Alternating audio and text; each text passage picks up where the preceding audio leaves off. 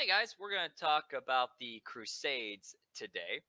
Last time we were talking about stuff, we talked about the Persian Empire, and now we're going to get into our next part, which is talking about the Crusades. So go ahead and make a new section title and write down the Crusades. Just going to write it down for a section title, the Crusades.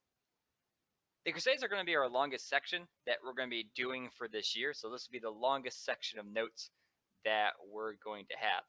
And the Crusades are a series of wars between the Christian Catholic nations of Europe and the Muslim nations of Egypt and the Middle East for control of the city of Jerusalem. So it's a large holy war between the Catholics and the Muslims for control of the city of Jerusalem.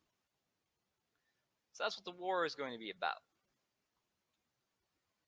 Before we can get into talking more about stuff, I first have to go over a map of what the world looks like at this time period. So this is a map of what the world looks like at this time period with all the various kingdoms and such. You'll notice that you won't be able to read the map. That's because it's in Swiss, but that's okay. I know where all these places are, so I just need a map with the correct colors to be able to show you where places were located at. Now, we're starting down here in Spain, so we'll start here in Spain. Part of Spain right now, this very lower part down here, is controlled by a Muslim group, the Almohads. All right, so they control kind of this part down here where I'm making a circle around. All right, so part of Spain is owned by the Almohads. There are 5 other kingdoms in Spain: the Kingdom of Portugal, Leon, Castile, Navarre, and Aragon.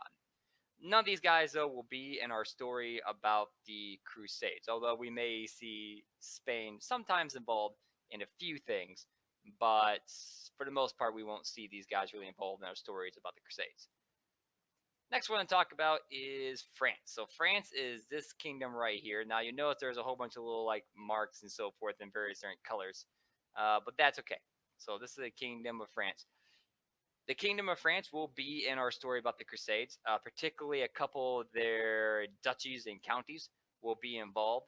The County of Flanders up here will be involved in our story about the Crusades quite a bit. The County of Toulouse down here, it will also be involved as well. The Duchy of Auvergne down here in kind of this area throughout here, that will also be involved in our story as well when we talk about things. And as well as the King of France will be involved in our stories too, as well. Now, you notice when I made my circle, I left out this area right here. Now, this area right here is part of France nowadays. However, at this time period in 1095, the year we are talking about is 1095, Common Era, this territory right here is actually owned by England at this time period. And the Duchy of Normandy will be involved in the Crusades, and the Kingdom of England will be involved in some of the Crusades as well. So this is the Kingdom of England at this time period. So why is the Duchy of Normandy part of the Kingdom of England? Well, the Kingdom of England, the person that ends up taking over England in the year 1066, William the Conqueror, was from Normandy. So basically, the guy that was in charge of Normandy went across the water over to England and conquered it in 1066. The royal family of England is related to that guy, William the Conqueror. All right, so the Kingdom of England, their first king is William the Conqueror from the Duchy of Normandy. He conquered that area. But we will see, as that we will see the Duchy of Normandy in our story about stuff. But yeah, so that's for England. Next big area over here in red. This is a Holy Roman Empire. So this is a Holy Roman Empire. The Holy Roman Empire was, you guys read about this the other day, Charlemagne was the first Holy Roman Emperor. This area is mainly Germany, Switzerland, northern Italy, Austria, part of Poland. All right, so that area kind of makes up the Holy Roman Empire. Mainly Germanic, so mainly Germans. It makes up the Holy Roman Empire. But that is the kind of the biggest kingdom or biggest empire in Europe. Okay, so the Holy Roman Empire is the strongest militarily in Europe at this time period. Down here, this little blue area, that's the Papal States. That's the territory or lands owned by the Pope. So the Pope at this time period owns territory and owns these lands down here. This area in gold down here is the Duchy of Apulia. These guys used to be Vikings. I know you're going to think that's a little bit weird because Vikings live up here. but these guys were also descendants of Vikings. Their ancestors came down from way up here and sailed all the way around, eventually got over here, and then slowly started taking over territory over here. They started kind of as mercenaries first, and then started to expand their territory more and more and started taking over things from there. Over here in this kind of pink area right here, this is the Byzantine Empire. Now you'll notice on the map here it says Empire Rome. All right, so they call themselves the Roman Empire. However, to keep things not confusing, because we would have two people calling themselves the Roman Empire, these guys and these guys, we're simply going to call these guys the Byzantine Empire. Byzantine in Latin means the word Rome, so Byzantine just means Rome. Why these guys call themselves the Roman Empire? These guys called themselves the Roman Empire because back in the year 300 Common Era, Rome used to own everything on its map. All right, so everything you see here on the map, well, not quite, but all the way over to here. So kind of where I'm making a big circle at. All right, all that territory used to be owned by Rome. However, in the year 300, the city of Rome was conquered by nomads from over in here. They took over Rome. That caused this half of the empire to collapse, but this half was all good. So they just kept on calling themselves the Roman Empire because only half of their nation collapsed. The other half, the Roman Empire, was totally fine. So these guys are called the Byzantine Empire. And these guys are called the Holy Roman Empire because Charlemagne was made the Roman Emperor by the Pope. All right, so that's why there's two Roman empires. There will be a little bit of conflict between these two guys because they both call themselves the Roman Empire. But as that for simplicity's sake, Byzantine Empire down here, Holy Roman Empire up here. The next one over here in this kind of blue one here, this is Sultanate of Rum. The Sultanate of Rum is run by Turks. So Turks live in this area, and Sultanate of Rum is Muslim, right? So they're a Muslim nation. And then you also have the Seljuk Turks, which are going to be down here. The Seljuk Turks. The Seljuk Turks are also Muslim, and they're a group of Turks as well. So you have Turks up here, and you have another group of Turks down here. And then you have Egypt down here as well. So Egypt, also Muslim nation. So Muslim nation Egypt, Seljuk Turks, and Sultanate of Rum, also Turks. All right, so that's kind of a rundown of all the various nations in the area. So let's talk about some terms. Go ahead and make a bullet, if you would, please, and write down the word terms. So bullet and write down the word terms. We got a couple terms we have to talk about for our section here. We got a couple terms we have to talk about. The first term to talk about is, what does the word crusade even mean? Well, go ahead and make a 1 and write down crusade =, Christian holy war. So when you're talking about crusade, you're talking about a holy war that's entire goal is to leave from Europe, go across over to Jerusalem, and then retake over the city of Jerusalem.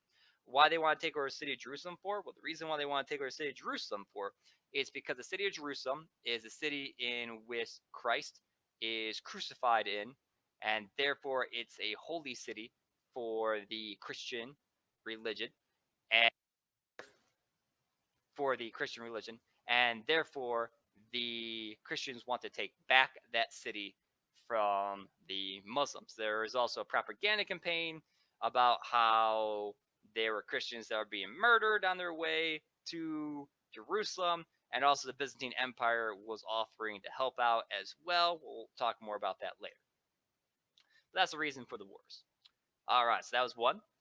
Number 2, jihad =, Muslim holy war. A jihad is a defensive holy war. It's mainly about retaking something that was lost. So retaking territory that was lost, that's a jihad. All right, and it's a Muslim holy war.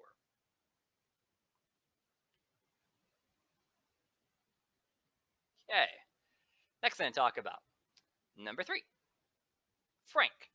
Anyone who is Christian. All right, so at this time period, you might be wondering, wait, Frank, isn't that just a guy's name?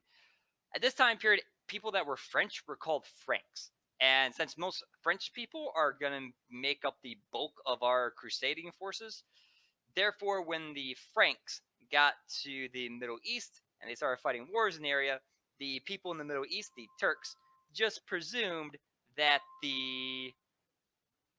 everyone that was from Europe was a Frank. They just thought that was the name for Europeans, was just Franks, because most people that were in the Crusades were Franks, and therefore they just thought everyone, therefore, was a Frank. All right, next one, number 4, Saracen. Saracen is anyone who is a Muslim. So number 4, Saracen, equal sign, anyone who's a Muslim. So anybody who's a Muslim was called the Saracen by the Christians. So when the Crusaders got over to the Middle East, anybody that was a Muslim in the area, anybody that was Turk or even Egyptian, they called them Saracens.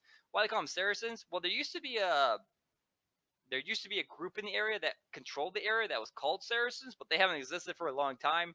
But the Europeans don't really know much about the area, so they just called them Saracens. So in both cases, both the people living in the Middle East and the people living in Europe both didn't really understand much about the other person, and that's going to create a couple of conflicts. Number 5, papal, equal sign Catholic Church. So papal is just a Catholic church. So when you hear the word papal states, that just means the Catholic Church and the territories that control. Or you might hear a word called the papacy. Once again, that's kind of just referring to the Catholic Church, the Pope. All right. Number 6, penance, removal of all sin. So go ahead and make a 6. Write down the word penance and an equal sign, removal of all sin. So a penance is removal of all sin. So if you get a penance by the Pope, a Pope gives a penance. If a Pope gives you the penance, that means all your sins are removed. So if I happen to murder somebody, all right, obviously you're doomed. All right, got tons of sin on you. But if the Pope gives me a penance, that means all that sin, that murder, bam, that's washed away, cleans off my record, and when I die, I can go straight to heaven. So that's a penance. It removes all your sin and allows you to go straight to heaven. Why is that important for? It's going to be important for because the Pope is going to offer anybody who goes on crusade and either successfully takes over Jerusalem or dies trying to take over the city a penance. And that means that if you win, you got all your sins removed. That's an important concept we'll come back to in the future.